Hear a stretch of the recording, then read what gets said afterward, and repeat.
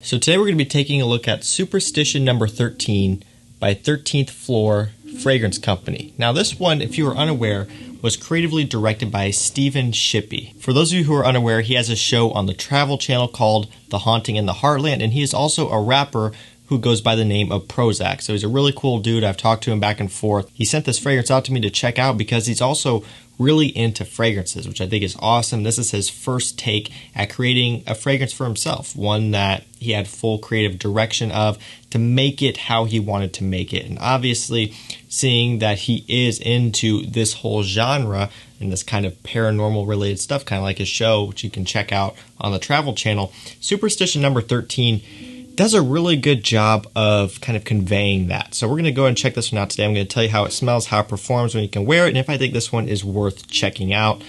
Let's not waste any more time here. Let's go and get into it. So to get a couple of the basics out of the way, this one is an eau de parfum scent, and it is a unisex fragrance. So this isn't marketed towards men, it isn't marketed towards women, and that will come across when you actually smell this. You know, it's not something that smells like a cologne, and it's also not something that smells like a perfume.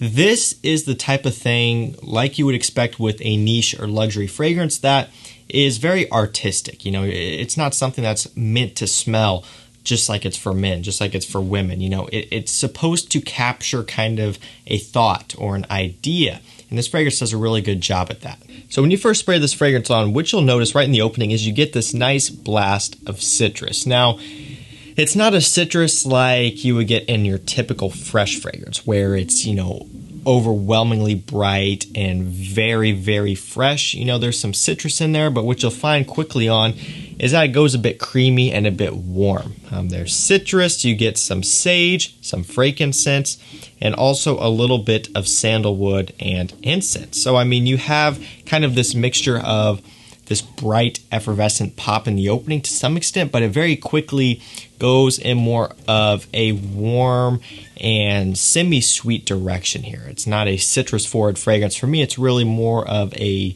smoky, ambery forward fragrance with quite a bit of a spicy kick as well.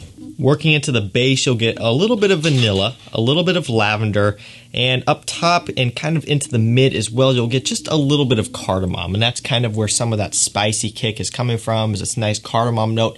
Gives it a slightly oriental type of feel. So when cardamom is used in most fragrances, it really is a nice way to spice it up. You know, obviously spicy is in the kind of scent that it gives off, but also just to make it a bit more fun, to make it a bit more interesting. And it was used really nicely in this one here. For me, kind of working throughout the fragrance, you know, that citrus is there in the opening, which does pretty quickly fade off into the mid and dry down, and that's when you start picking up on the vanilla, amber, and just this kind of spiciness overall. And for me, that's what it's all about. It's not about the citrus. It's about this smoky touch, that sage in here again.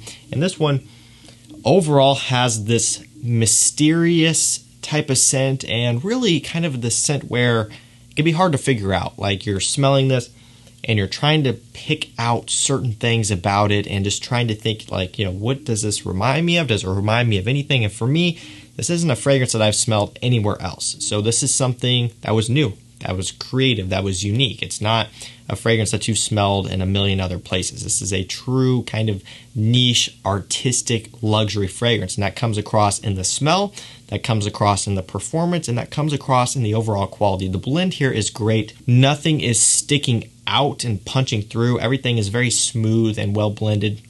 You know, there's no notes that are fighting for the surface or fighting for, you know, the attention, so to speak. Everything just kind of works together in harmony to create this ambery, slightly smoky, spicy, and just overall mysterious fragrance. Again, you know, if I was to try to create a fragrance that was reminiscent of, you know, the paranormal or, you know, kind of superstition and haunting and stuff, I really probably wouldn't know where to start because, you know, I just wouldn't know. But I think Stephen did a great job here of guiding the direction of this one, you know, of creating something that when you smell this one, you can think, okay, that does kind of give me that type of vibe. And if you wanted a fragrance to wear in the fall around Halloween time, you know, if you're watching scary movies, if you're going and doing Halloween type of activity and you wanted to get into that kind of mood and into that spirit, this type of fragrance will work great. I mean, it just has this kind of very invoking, mysterious quality to it, just overall across the whole thing, to where it kind of does give this like haunting, superstitious type of smell to it, which I think is really cool, because out of everything I have in my collection, 400 plus bottles, there's nothing that smells like this. There's nothing that has this ultra mysterious type of smell to it. And I think that really says something here. If this is, obviously this was the direction that he was trying to go, I'm sure, and he did a great job at it. I don't have anything else like this one, and that really makes this one worthwhile if you want something that is just going to be different. It's going to be a breath of fresh air. If you want a truly artistic kind of luxury niche experience, this is one to look into. Performance on this one is great as well. Talking about longevity here on my skin, I get an average of about 9 hours or so. So it sticks on the skin for quite a while, which you would expect from an eau de parfum concentrated fragrance. If you look at the color of the scent itself here, it's got a relatively darkness to the fragrance itself, which is, again, kind of reminiscent of the smell, and also you would kind of expect a long-lasting fragrance out of this, and you do get that. In terms of projection, I find that for me, it's a bit more on the moderate side. So it's not a skin scent, but it's not anything that will fill up an entire room with just a couple sprays. It's very, very moderate. And I think that's perfect for this type of fragrance. This is one where you really want it to be discovered rather than having people, discover it on you from 3 blocks away. If people get a little bit closer to you, they'll be able to pick this one up and smell it on you. And that's kind of what I think is best for this type of fragrance. This isn't something that you'd want to be a room-filling type of scent. And I know we kind of touched on this briefly here earlier on in the video. It's great quality overall from the opening. The citrus that you get up top isn't like synthetic or isn't super rough on the nose. It's very smooth, creamy citrus. Moving into the mid and dry down, everything is still very smooth, well blended, well thought out is kind of how I like to look at it.